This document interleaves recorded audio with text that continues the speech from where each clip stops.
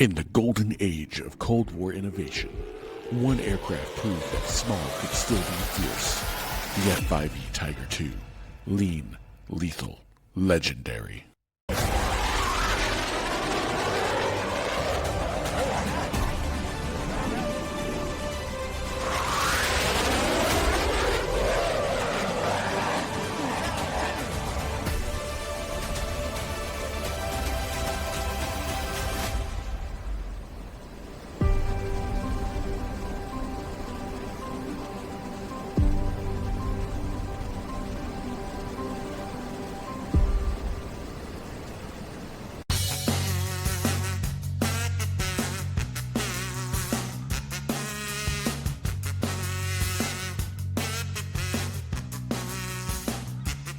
Welcome to High Off Hooligans, everybody. I'm Scud. We've got Jimmy. We've got Fifi. We're back on schedule. Not 3-4 weeks later. We promised we'd be more responsible with it. So we're back, and we're gonna do a module dive on this episode. We're gonna get in the Wayback Machine, not so far way back as like World War II, but we're gonna get in the Wayback Machine, and we're gonna talk about. You want to tell them what it is? Yes. I mean, they saw it from the intro video, so. Oh yeah, they did. Never mind. I forgot that you're going to add a whole intro video. We're going to talk about the F5. Yeah, you guys didn't know that from the first part of the video. Yeah. Before we jump into the F5, though, maybe we didn't know about that from the intro video. We should slow jam the F5. Slow jam? Yeah, you remember like, did you ever watch the Jimmy Fallon skit where he had like Obama on and like they slow jammed the news? It was probably one of the funniest things I've ever seen. No, I'm gonna have to go look it up. He did with somebody else too. It was pretty funny. Well, forgive me and Jimmy for not knowing Fifi's editing that's going to happen in the future that will have been about a minute in the past for all of you watching. There's no secret. Yes. The F5 Tiger II is what we're going to talk about. But before we jump into the aircraft and the module, we want to thank Fox 3 Managed Solutions, our sponsor, and our partners, Eagle Dynamics and Heat Blur and Grinelli Designs and DCS for Disabilities. Yep. And before we dive into the topic, stay tuned and don't actually watch all the way through because it makes it more fun for you guys. Don't just skip to the end, but stay tuned and we will be giving away at the end of the video our 15,000 subscriber Quest 3 giveaway. We'll be spinning the wheel live. Yeah, I know. We are 15,000 subscribers. Remember that time when we were going to give away a module? Yeah. We are almost at 16. We blew past 15. You remember that time that we were begging for 50 subscribers and we were asking to give away, we were going to give away a module for that? Like, that's just we were giving away like a module and like Fifi's old busted like controllers. It wasn't busted. I know it wasn't. And he's still flying with them and he enjoys them. So yes. And he's in third person now. So it's kind of, dude. Fifi refers to himself from third person. Yeah, Fifi only flies in formation in third person. Also, Fifi's formation flying is third person. No, it's inside of Lead's jet. He tries to find a way to put his airplane inside of your airplane. Just like the intro. So just like the intro. You don't even know it's there. Literally like 2 days ago when we're testing the F5.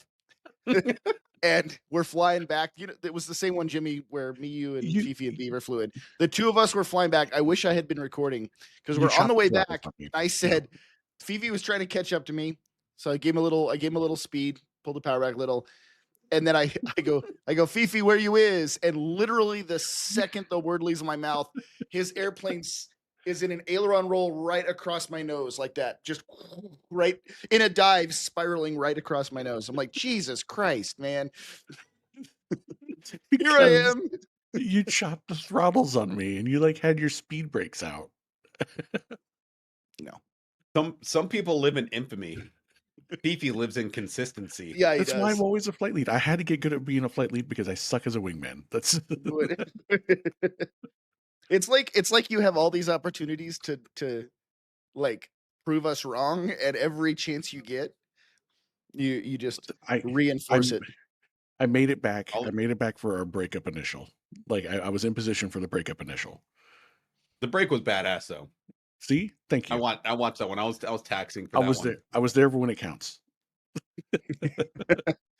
Normally it counts the whole flight. But Yeah, there's 2 parallel runways where we were going back, and we decided to go up between the 2 runways and then brake at the same time in opposite directions. It was badass. it was badass. It looked We good. actually ended up like making the 270-degree turn, and we were nose to nose on our base leg too. So that Yeah. was we Yeah, actually it timed was that right. pretty well executed. The Could have had F-5, smoke dispensers. the Tiger II. We're all of a sudden we're lost in stories about what happened while we were flying it. Well, I mean, I think that's part of it. Let's talk about it. Well, let's talk about how we got to it first, because this is not a module any of us own. I did. Yeah, I Well, do too. I've had it for a long Wait, but- time. Yeah. I thought you guys both What had are you the talking originals. about? No, I have the original. I have the original one, and I didn't get the remastered version, but I did free trial the remastered version. That's what I'm talking about. I have the Free remaster. trial. Yeah. Oh, I didn't what? buy the remaster. I didn't do it because I don't fly it Yes. enough. $10. I already had it, so I But upgraded anyways, to it. we did in some point in 2 or 3 out of 3 of us did do the free trial. It's hands down. If you guys are on Steam, go ahead and move over to standalone, because the free trial for DCS on the standalone model is 100% the way to go, because that Oh, it's way worth it. you will never ever ask should I buy this plane? What should I buy next? Because you can just go freaking free trial it and see if you're interested or like it or not. Period. Yeah, That end of I- story. That I is like it. the sell point for standalone. Yep. And I would even say that I'm like probably what Eagle Dynamics DCS wanted, because we said last week, we're like, hey, let's do the F5, and instantly all 3 of us were like, oh yeah, that'd be awesome. Yeah. And then I went down, free trial, and within a week of having a free trial, I'm like, yo, I got to spend money on this. Like I liked it so much. It's a fun plane.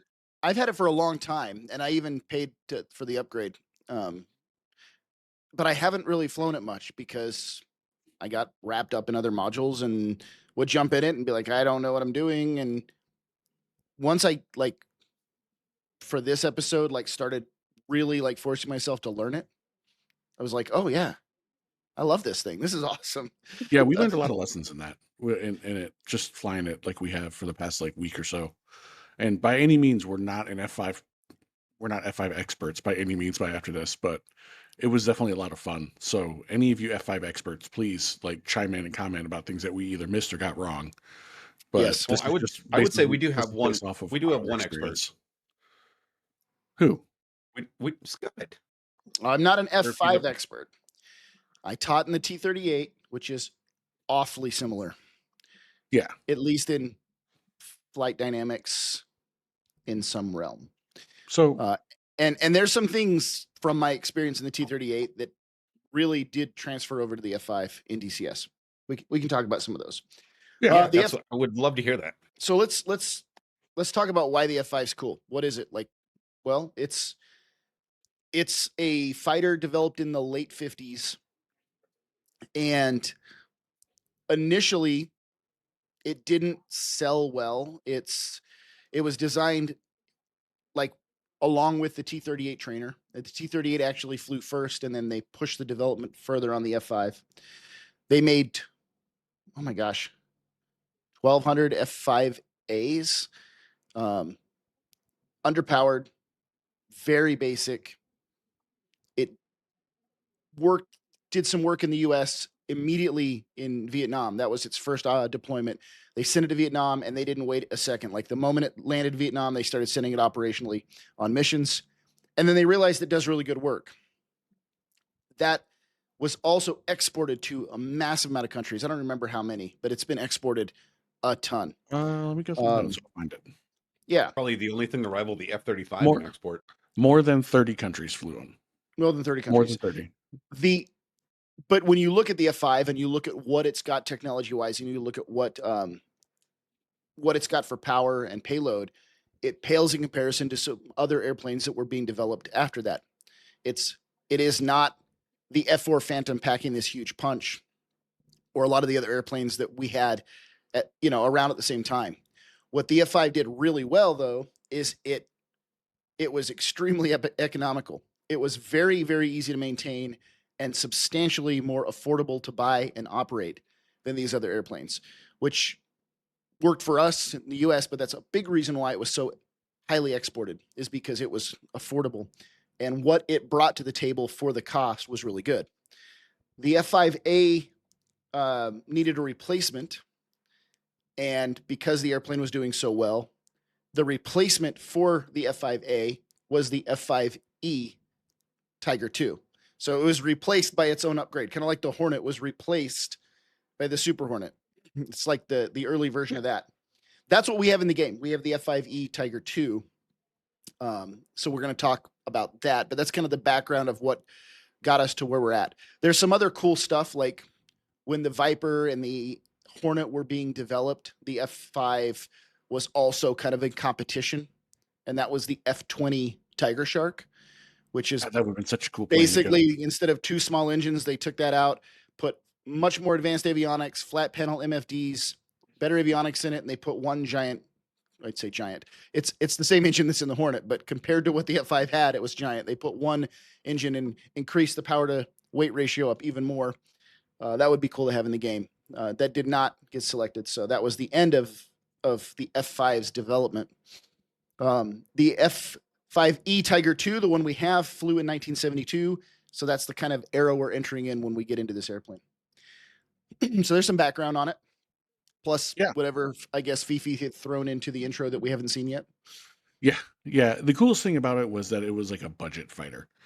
Like it was the beginning of what the US was doing with like the light fighter programs and stuff like that. So this kind of paved the way for like the F-18 and the F-16 and those cheap budget 100%. fighters that were like Yep. universal. It's easy as hell to operate. It's super cheap to get out there and to get into combat, and it's actually rather effective from what we found when we were flying. Wickedly effective. And So that was the first sortie that flying the F5 was the first sortie that we all flew and then came back from on the campaign that we didn't get. Yeah. And we attacked a pretty decent target. We attacked a solid target. a solid target with Yeah, shoulder then- fire and then- weapons and SAM and then sights. Scud and I went off and chased down an AN-26 in enemy territory Yeah, and brought me. yeah. So So actually, it for was kind really of fairly fuel efficient for too. for context, for us saying like it's effective, for the week before this, so we're running the Cold War campaign on Cold War Germany, and we've kind of called it the A4 graveyard because everyone's just running in with all the dumb bombs and running ripples with all the labs and everything. And we got into we're like, hey, we're doing the Tiger 2 for the episodes. That's all we're allowed to fly for the next 2 weeks. And we did legit training. We learned, we got the bombing tables, we learned how to rocket in it, we learned how to low pass ripple snake eye in it. Awesome, probably one of the funnest things I've ever done in DCS. And we all get into the campaign at the appointed time, at the appointed date. First way to fly all of our stuff forward because we didn't have any F5s at the front line. So first we had to By the way, schmooze the shout out to the community for that one, because everybody helped us move bombs and F5s forward. So that way, because we were all expecting to get our asses shot down the entire time, and nobody 100%. Didn't happen. Massive logistical convoy for a couple hours. Then finally we're like, all right, now let's see how many times we get shot down. And one of our guys, Beaver, phenomenal tactician. He's literally playing. Remember how I said you can play DCS on a laptop with an Xbox controller? He is on the road in his hotel room, sitting in his pajama pants, right here with his Xbox controller, leading a 4-ship. And he throws down a route. He gives us the brief. We're talking IP, phase lines, everything. And we get up, we fly, and we are all bomb trucks with all the Mark 82s, Snake Eyes. And all three of us collectively were just chuckling, like, how far are we going to make it? Because, the A4 graveyard. We rip in and completely, all four of us, bombs on targets, ripple, freaking successful. We start our egress and we're like, guys, that was awesome. And we're not dead. Are we all alive? 2, 3, 4. Are you guys there? We're here. So actually, you guys took out the Snake Eyes, and I did not. I actually took a pair of cluster bombs and the CPU 52s and rockets, And because I was like, man, I'm gonna do a cool pop-up attack. But then I forgot that it does not have the labs, and it does not have the ground looking radar for you to have that. And I was like, shit, I gotta like reference this bomb table real quick while I'm in the pop-up after we low leveled in. Yeah. And I somehow managed to do it. I don't know how. I'm not gonna question it anymore, but I did it, and I actually got those cluster bombs like right on target. And it was on And a this freaking is SAM site that we and this we is did this. exactly how Fifi ends up in Lead's vehicle all the time. That's true. We're in on a coordinated 1 mile freaking trail, Ripple Snake Eyes, and he's like, "All right, guys, I'm in my pop up." We're like, "You're in your what?" Yeah, I don't want to dox anyone on here, but Fifi's real name is Leroy Fifi Jenkins. So, yeah, I will say that the success of that mission does rely heavily on Beaver's tactical planning and our low-level route ingress, because that I think gave us the element of surprise before they could shoot us down. Yeah. All right, so let's talk about the module. All right, we all either have it or tested it. What'd you guys think of overall impressions? 30 seconds. It's very well done. I think it's put together really well. I think it flies like it's supposed to fly, like a small, light, fast jet. I think it's got actually, I was wary, I'll be honest, I was wary because I'm a cheap ass, so I was wary of the upgrade pack, and whether or not it would be worth it. So I free trialed it, and I really like the texture update on it and the upgrade pack. It was after looking at the old one first and then going to the upgrade pack, it was definitely nice.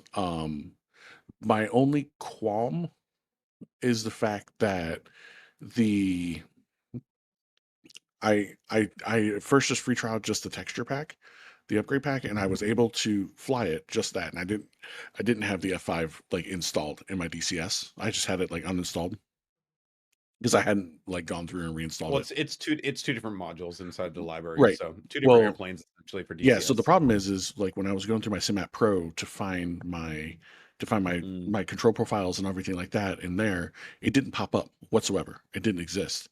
So I went back after like freaking out for like 45 minutes and complaining about it the entire time on Discord. Um, I went back and I re-downloaded the original F5, and then DCS automatically combined both of those for me, and then I was able to find all my control stuff. So if you guys just buy the upgraded like remastered model, you're not going to get that stuff. You have to buy the original and then buy the texture pack. You can't do that anymore. It's only The It's only single one module now. now. It's only Is it it's only an single now? upgrade if you have the original. Okay. Well, there we go. Jimmy, 30 So- seconds. What are your impressions? So 30 seconds on the module. I've never touched the original. I got the trial on the Flaming Cliffs and the remaster. Flaming Cliffs, pretty good. It's okay. The remaster, I think, is very well done. Textures are great. It looks good on the outside, looks good on the inside. Flying it really surprised me because I walked into this expecting it to be the A4 with a second engine. But I think the ability to have an afterburning capability and to get that speed and to maintain that speed is a huge step forward over what I was expecting from the A4. And kind of like these guys alluded to earlier, you can see kind of like the Viper on the horizon in the F5 because they're starting to go to that light maneuverable aircraft, and I feel like that's like the F5 was a stepping stone into that because you can see some of those lessons carried over. Yeah. I liked it. I think since we're talking about the two modules, I had the original and it was fun. Like I said, I never really dove in and learned it well enough. I bought the upgraded texture pack. It does look a lot better. I think it's worth the $10 if you already have the module to upgrade to it. My only complaint about the upgraded texture pack is that it is way, way too clean. This is an F5 from 1972 that's been exported to multiple countries. Like, I wanted some nitty gritty F4, F14 dirty cockpit, and every dial is crystal clear. There's not a speck of dust. That's my only complaint. Is it feels like I'm picking it up from the factory in 1972. And You need for some old ditch bit. airplanes, yeah, it needs to be. It's an old Vietnam workhorse, man. And it doesn't feel like it with the new textures because it's just too clean. If that's all I have to complain about with the textures, then that's a good thing. But I was hoping it would be dirty and no, nitty-gritty. we do have one thing to talk about with the textures. What's that? So in the F4, the original F4, we said we didn't, we couldn't like have any visual representation of the buffets. F5 has that because your front console, Oh yeah, the jiggles front and console like moves. jiggles. Yeah. Yep. Oh yeah, Jiggle, yeah. jiggle. Your RWR and the radar little green readout doesn't jiggle. So like once you see it, you can't unsee it. Yeah, because the your radar glass stays moves, but the perfectly image locked in. behind does not. It's got It is. anti-jiggle Once you turned see on. it, it is one of those things you can't unsee. I It's never gyro, noticed that. I'll have to. gyro stabilized. Yeah, right. Yeah. Yeah, the cathode ray tube is gyro Yeah, stabilized. right. I never noticed that. I'll have to look at it next time. You can't unsee it. Yeah.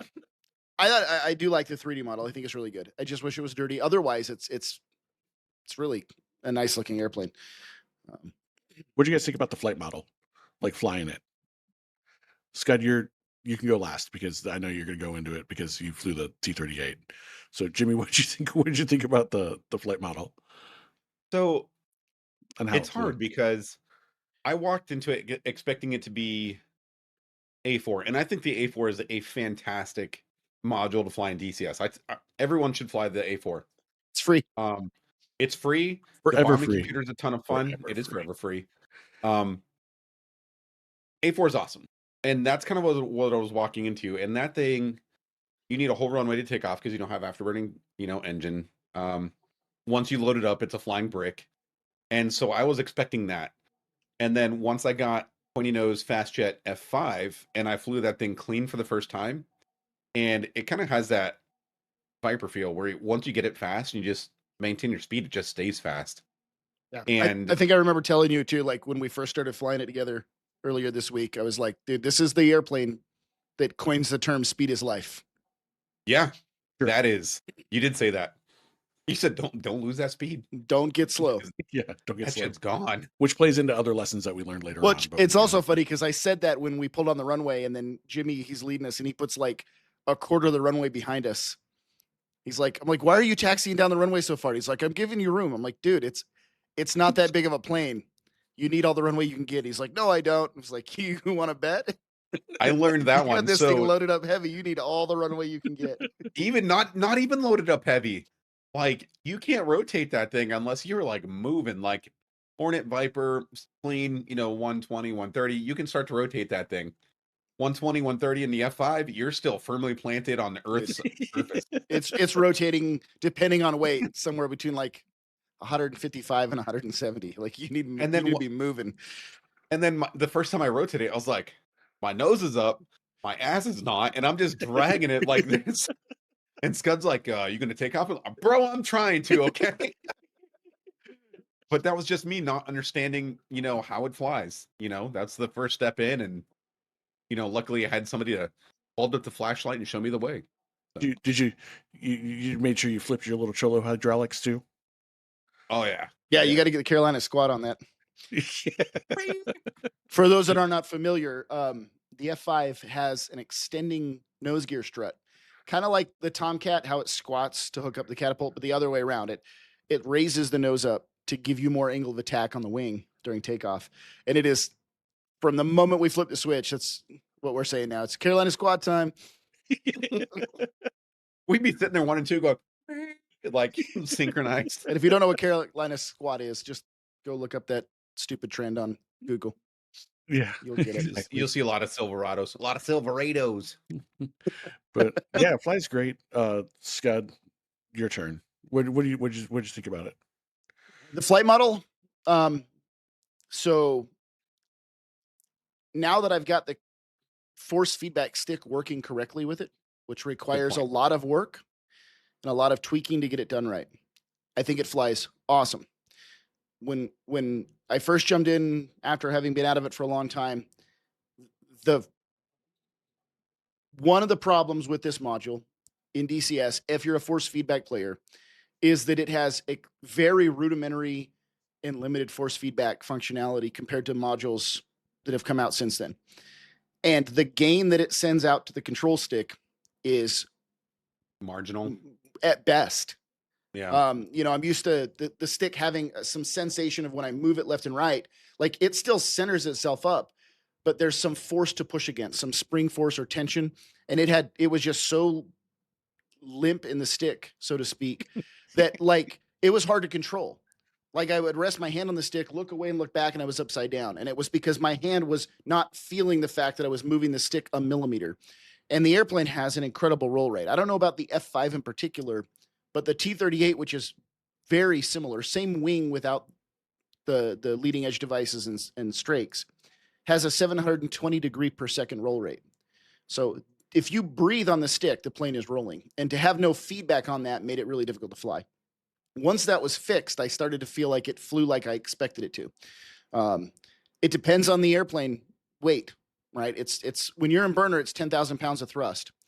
And so if you're lightweight, maybe just some guns and missiles, it's fast. It's got a lot of power. If you're 24,000 pounds, which is his max weight, loaded with bombs, it's a pig, which I think is right on both sides. That amount of thrust with that amount of weight gives it a thrust to weight ratio similar to the 38. So when I'm taking off and it really heavy, it actually starts to feel a lot more like a T-38. I noticed it wandered a lot more than the 38 at high speed. Like I would get up to high speed and I noticed that the nose would hunt and wander a lot more than I was used to. But I don't think that's wrong. I think that's because I flew a 38, which doesn't have a shit ton of pylons and weapons hanging underneath it. So I think when you get to high speed, it's just that the aerodynamics of the weapons is causing it to wander a little. I did do some testing from things that we used to do in the 38. We do rudder effectiveness tests, and we do full ASTIC stall tests, and a few other what we called advanced handling characteristics, and it handles exactly how I expected it to. So, like I was walking Jimmy through like a full ASTIC stall, and before we even get into the full ASTIC stall, I'm like, but when you get to the full stick stall, the nose is it's gonna roll off a little. The nose is gonna drop slightly nose low, and then it's just gonna sit and wing rock and fall. And that's exactly what the module does. So I think, having not flown the F-5, but flown something very similar, that the flight model is really well done. Yeah, and a lot of that stuff that you took from your lessons there with the F-5, well, correlated to, are awesome. Like your rudder roll authority on that thing is absolutely amazing, because I've been teaching a couple of guys, who are brand new to DCS, and I'm like, yo, I'm on F5 kick for 2 weeks, not allowed to fly anything else. Download it and we can go through some stuff. And after Scott had walked me through a lot of those advanced flight dynamic characteristics, I was able to use that in some of the stuff that we were doing, because one of the things we did was we did a little bit of turn reversals. Turn reversals. And it's awesome because I would get into that turn and I'd stomp on that rudder and instantly it would just flip right over and I'd reverse, in half the time that they would try an aileron roll that thing. So it's well, it's whenever you're pulling high AOA. The ailerons are really ineffective in that plane at high AOA. So you can turn reversal by releasing the stick forward and getting off the G and then rolling, and you've got 720 degrees per second. So that thing will snap roll in the other direction. Or you just keep the pull, and the rudder is massively effective. Massively effective. Stomp it. You can really, really rudder roll this plane without relaxing the G, and that's advantageous tactically when you don't want to unload and give somebody a shot, but you want to turn direction. So the accelerated stall feels exactly like an accelerated stall would have felt in the T-38. More nose travel, more nose authority, because to compare the two, the T-38 it's the same, essentially same fuselage, no weapons, different weights, 2 seats, but it's the same elevator, same tail, and it's the same wing, but the F-5 has leading edge slats and strakes to give it a little more lift, and the F-5 has active flaps that will move on their own to help you create lift when you need it. So what I need to do is jump back in and just go hard wing and force the flaps and slats in, and then do a couple more of those maneuvers, and that it should act a little more like what I flew. But it's a speed is life airplane. Unless you are intentionally getting slow, which you can turn, and it does have some nose authority with the high lift devices on the wing. The problem is, like some of the other airplanes that want to stay fast, when you get it slow, it takes a concerted effort to get that speed back. Like you're not just, it's not a mirage. You're not just going to light the burner and it's going to go, all right, we're fast again. Like you have to think about cashing your energy in and being ready to get it back with some like thoughtful effort. One thing, if anybody here just trials the F5, like one thing that I would say everybody has to do at least once is everybody does it in the F16, the F18. We all go nose up and we're like, yo, we're gonna dump this thing over, do some Maverick shit, and you get that Hornet straight up, nose up, and you're like low energy and you're like full rudder, and then you gotta slowly wait for it to roll over on you. The F5, you put that nose up, you start to lose that speed, you dump one of your feet into that rudder, it is instantly over. Like it is. Yeah. It is fun with how much rudder authority that has, because that is like a true driven by the back end airplane. Now go do that with the gear down. See, Ooh. the rudder only moves 7 degrees with the gear up. With the gear down, it moves 30 degrees. So rudder effectiveness becomes massively improved, dangerously so with the gear down. We're going to start seeing Jimmy do some weird stuff now. Yeah, he's going to start dogfighting. Yo, start dropping gear. Guns only dogfight, gear down. Hey, Right, gear check. yeah. No, we're good. Visual bug. Don't worry about it, guys. Oh man, weapons.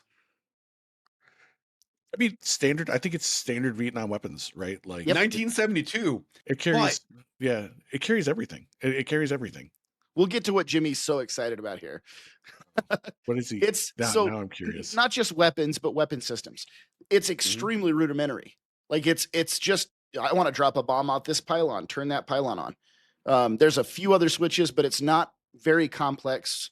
Granted, because it is old, it's very easy to get one switch in a wrong position and then not be able to release. We all did. Like, yeah, all right, I can't drop because my jettison switch is in the wrong position. Or I mean, so you have to learn the plane. Go ahead. The F5 and the A4's like weapon pylon selection is exactly the same. And if you've ever flown like the P-51 or the P-47 before that, like it's like a graduation of that.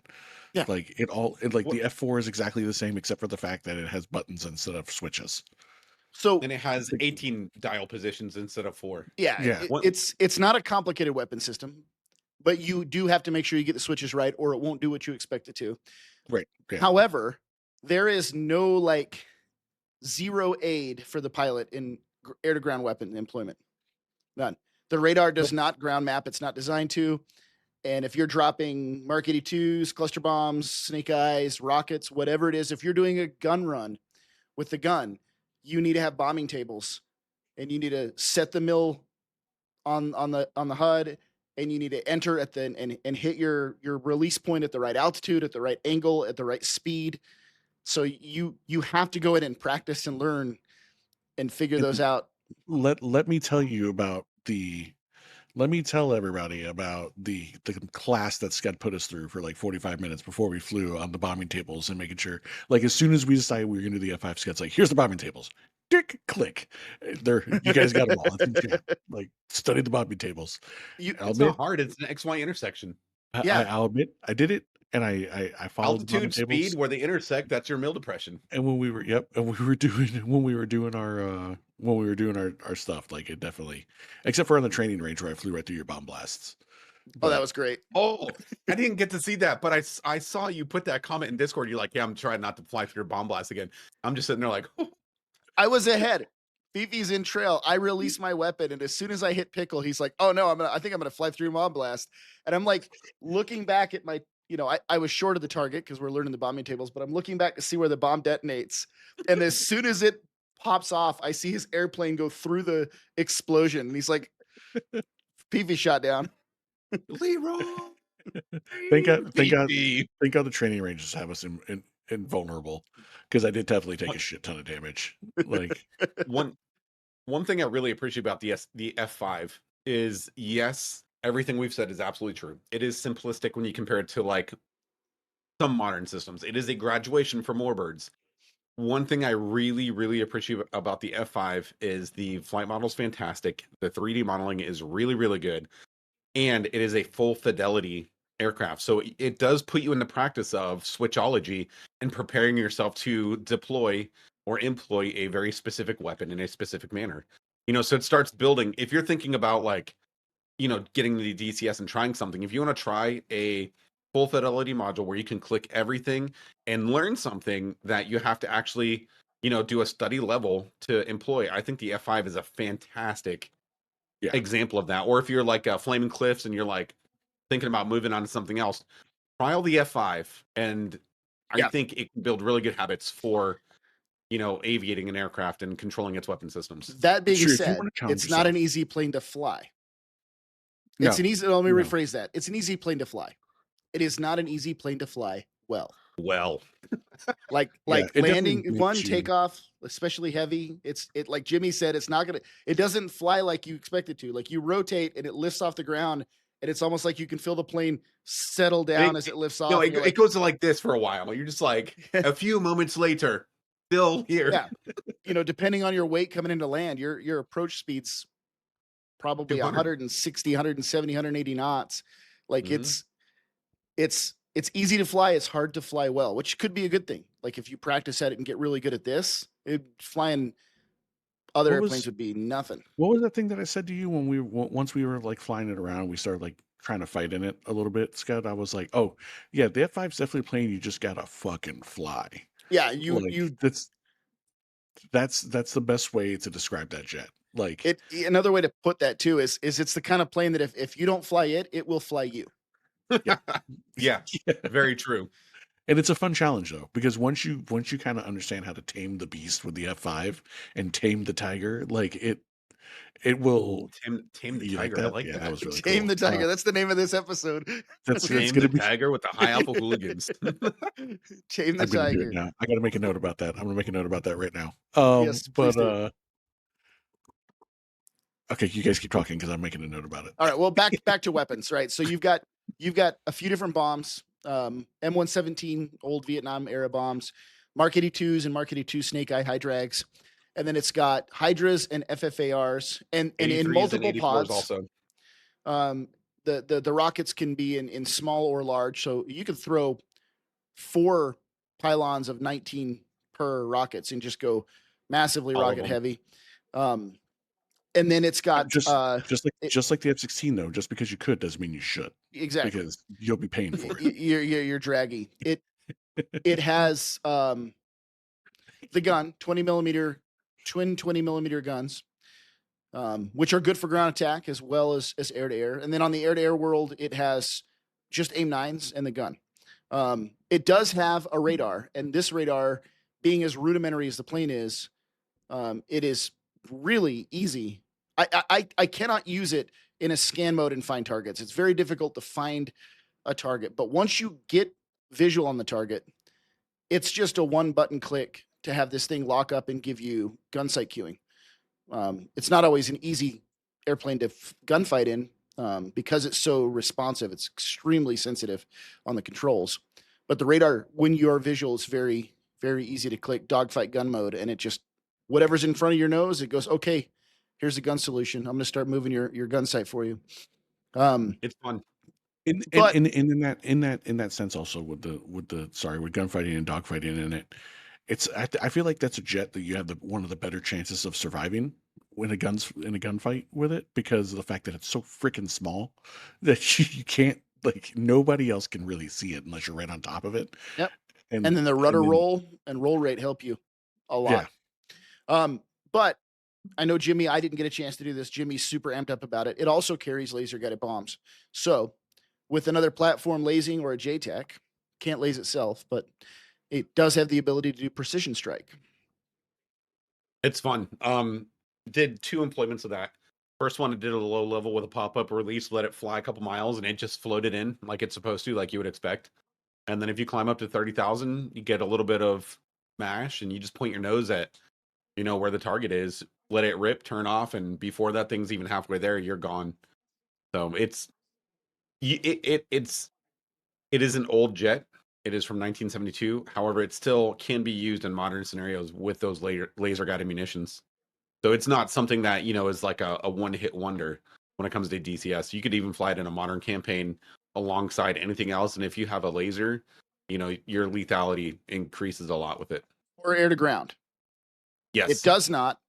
It did later in life, but not the version we have. It does not have an effective air-to-air radar, and it does not carry radar-guided missiles.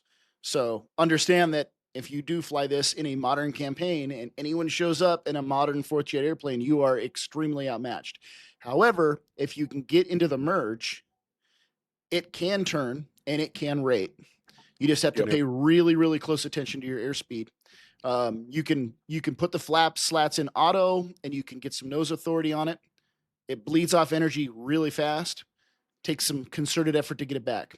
Or as Fifi, as we were playing around with it, he found out you can lock the flaps and slats up and go hard wing, and that way you can get a really good rate and keep your speed up without scrubbing speed off the airplane. So inside of visual range, you might be able, if you practice in it, to be able to put up a fight against modern jets. Or you just have a friend fly cap for you so you can go do the fun part and kill shit on the ground. Yes. Thanks to our favorite Tomcat pilot out there for that. Iron Mike, you're the shit.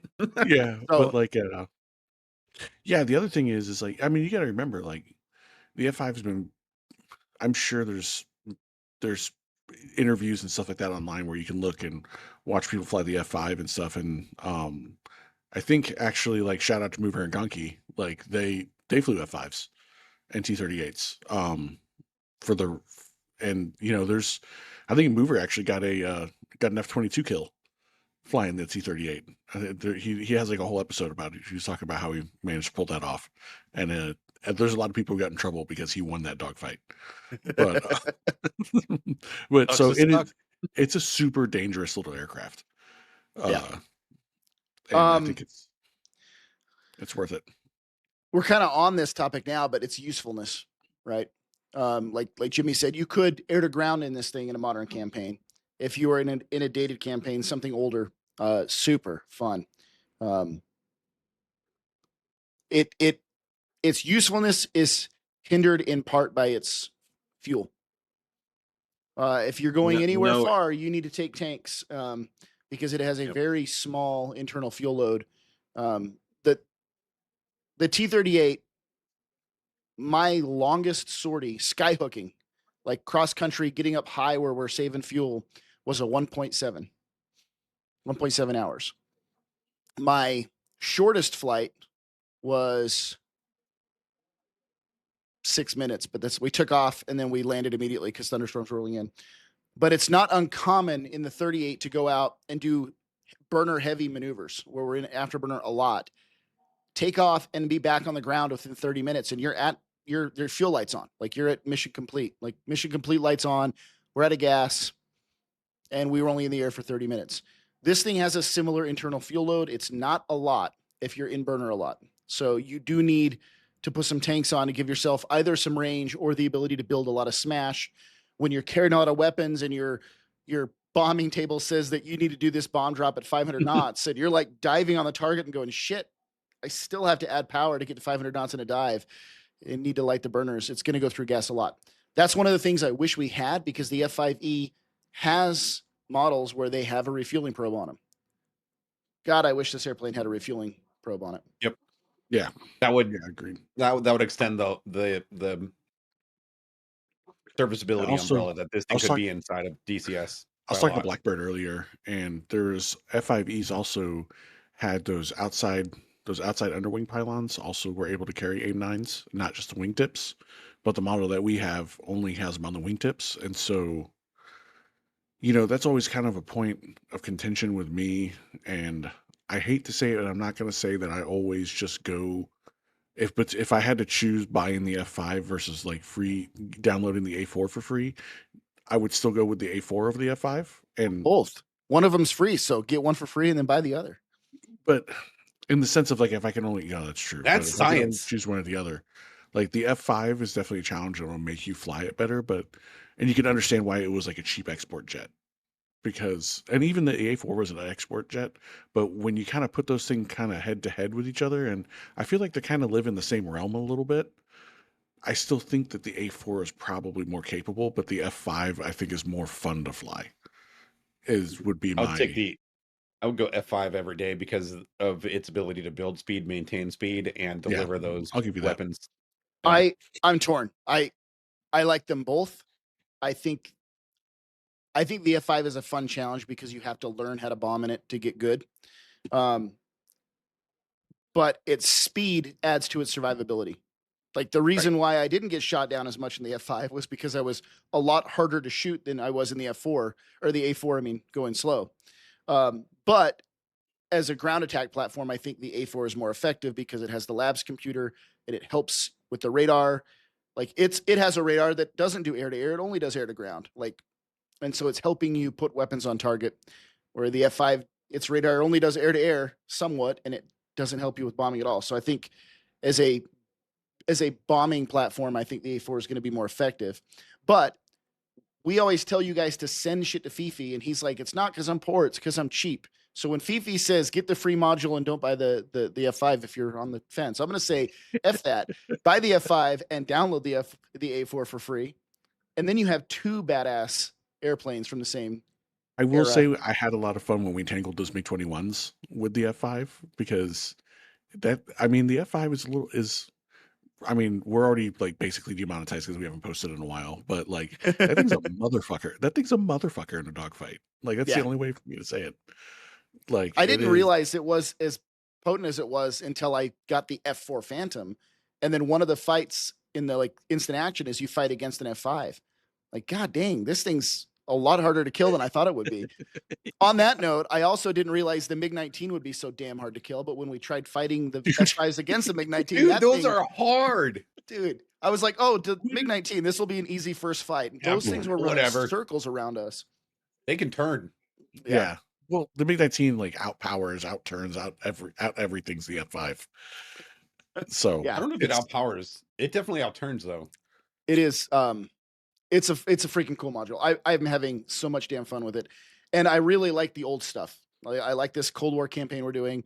I like flying the older airplanes. I like taking a trip back in time, and it's cool. Like it's this cool feeling when you get a bunch of people in that airplane, and like we're doing our 4-ship to go do F5, carpet bombing runs over this target area, and it just looks awesome in F3 view to see a formation of F5s together. It's like, oh, this is what it must have been like back in the day. I did take a super cool picture from the cockpit of mine of the whole formation. It flying into the sunrise. And I was like, oh, oof. Like yeah. I do think, like I said before, though, I think its speed and maneuverability over the F4 gives it survivability. The last target I attacked, the only time I got shot down that day we were flying it on the campaign was I even told Beaver, he's like, I marked the target in smoke. It's on the other side of that hill and I'm down low. And I'm like, okay, well, bye guys. Like I'm going to go stick my nose into the hornet's nest, the wasp nest. And I had to be on speed and on altitude to hit the target, but I'm jinking all this AAA fire, and its roll rate and maneuverability gave me the authority to move the airplane a lot and then snap back in and get on target. And I killed the target. It was my exfil, because instead of jinking my way out of the target, I just did a hard turn to get away. And so that whole turn, I'm just stable, and they're just tracking me. And if I'd have just stayed straight ahead and kept randomly maneuvering, I think I would have survived that. I don't think I would have in the A4. I think it would have been too slow and the roll rates high, but I just don't think the airplane had the speed to do that. But would you say that the F5 is more like a quick strike fighter? Like a frontline strike fighter? Yeah, but in real life, it did all kinds of stuff. It didn't just do quick strike. It also did FAC-A. They also had an RF version, and it did photo recon. Yep. It's been used for so many different things, and we're kind of handcuffed to the model we have. Before we run out of time, let's move over to the giveaway. I got one question before we move over. Go ahead. Boy, here we go. This sums it up, because I think the F5 is extremely slept on, and I think a lot of people forget it's there.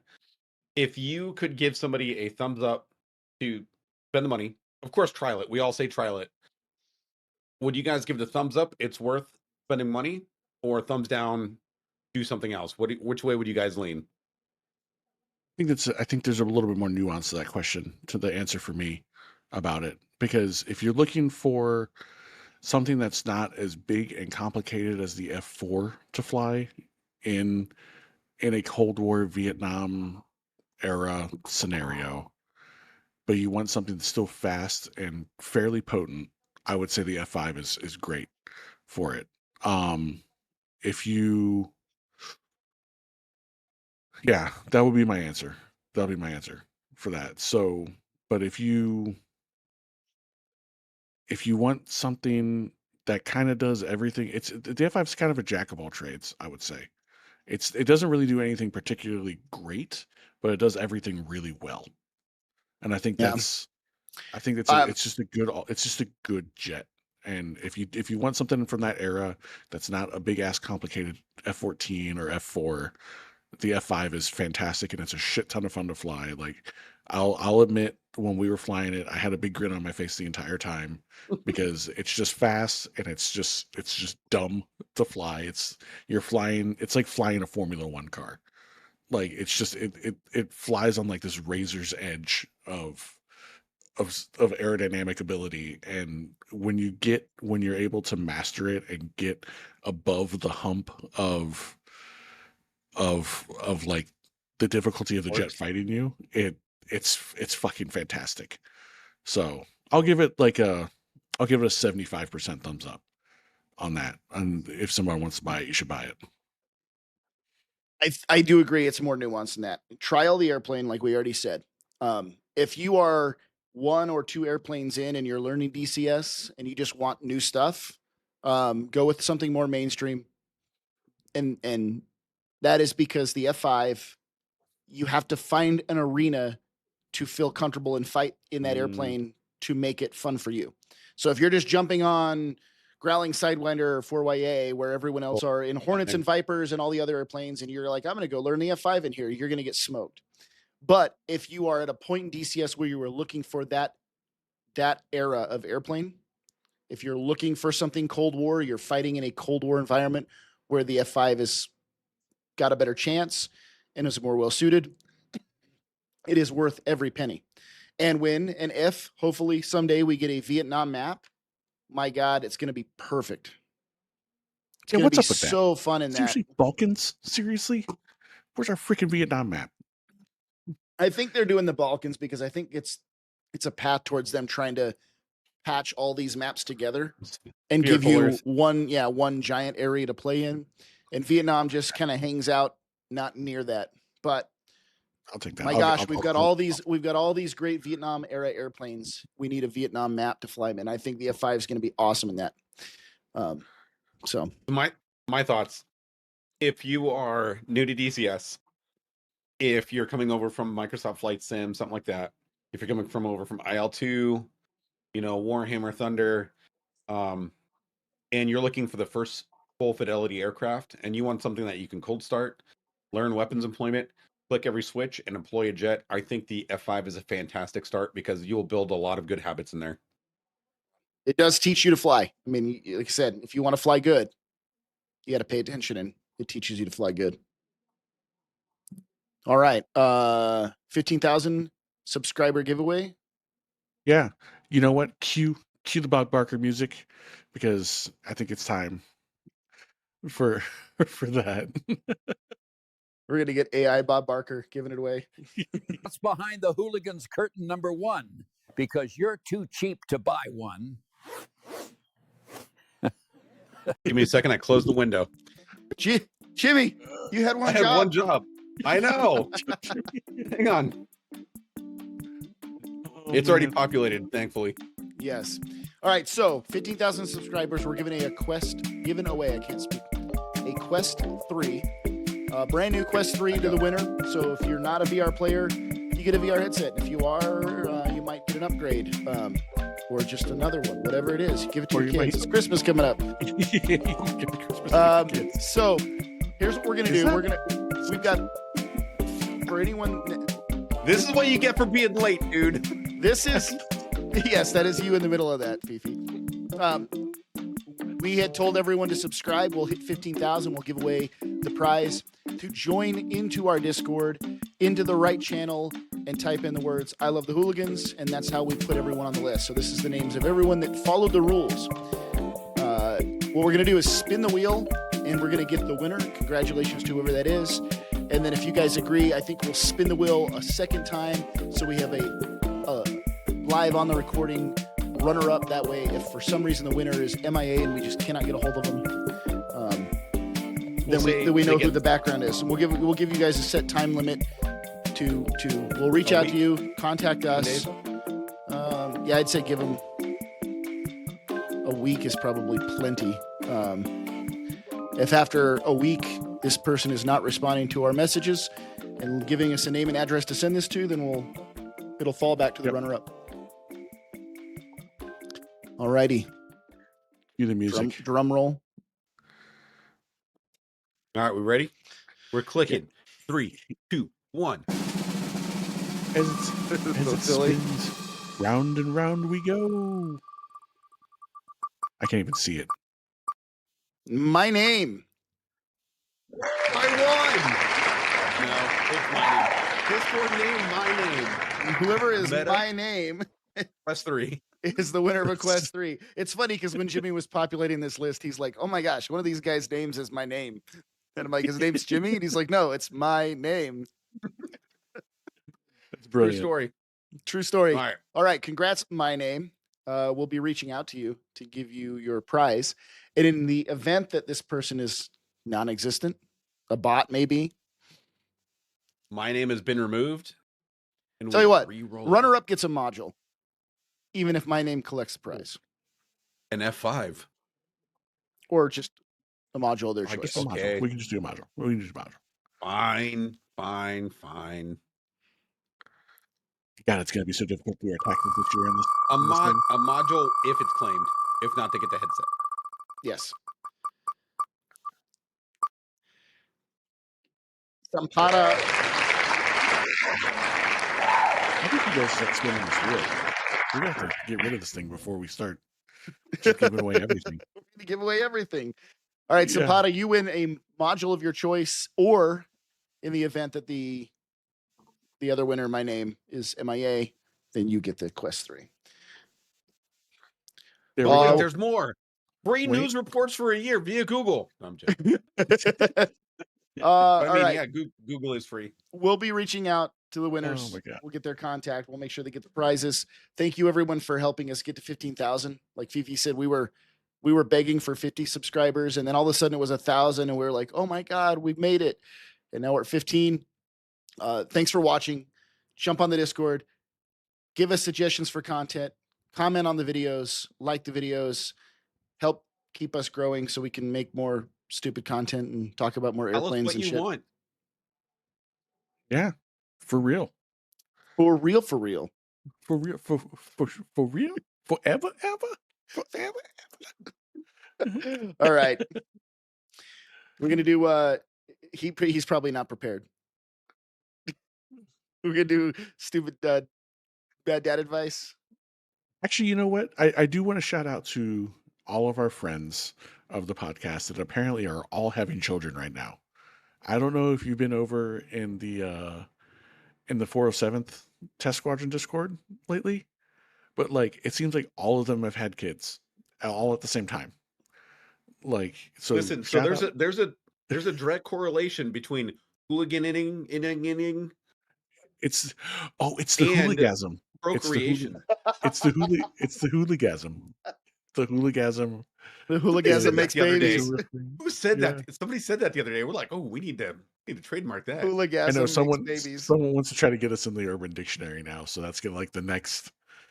Yeah. That was in the Quadrant Bar. Yeah, that's the Hooligasm. next I thing. missed that. Yeah, Procreation you'll have to through go back, aviation. and You're find welcome. it. Yeah, the hooligasm. So, remember everybody, front to back. When you're cleaning your kid up, front to back, and always, if you ever have to question if it's time to go up a size in diaper, go up a size in diaper, because I promise you, you do not want to be cleaning poop up off of everything because you didn't buy a big enough diaper. Yeah, at capacity. There's a point where it's beyond capacity and it does not hold it anymore. Hey, we Oh, found a that's way such to great- find poop into this episode, right I then and did. there. Such great life lessons. You got poop out the leg, poop up the back. You got man, there's so many variations of poop sneaking out of a diaper. I know. I had yesterday morning. I had to trash my kiddo's favorite pajamas because It's gone. I accidentally fed her goldfish crackers, and her stomach and goldfish crackers are just don't mix. Something the other day, and I heard her cute little voice say something to Fifi, and he's like, "Oh, are you hungry?" Yeah, it's probably because you just took a big shit. Yeah, Mm. it's Then he's like, "I'll be back, guys." All right, Parenting. let's call it. All right. Oh man, well thanks everybody for listening, and till next time, next episode, wags. Remember that. So come back and check us out and give us your got a questions date. that you have for wags, and we'll Big grill them date. for you. Yeah, let us know what you want us to ask him. And We it's got not going to some be pro date. when is this module coming out, and when is this one coming back. Right. Those are not. We're not asking him that. More deeper So- philosophical DCS questions. But other than that, everybody, thanks a lot. Rifle Kazoo.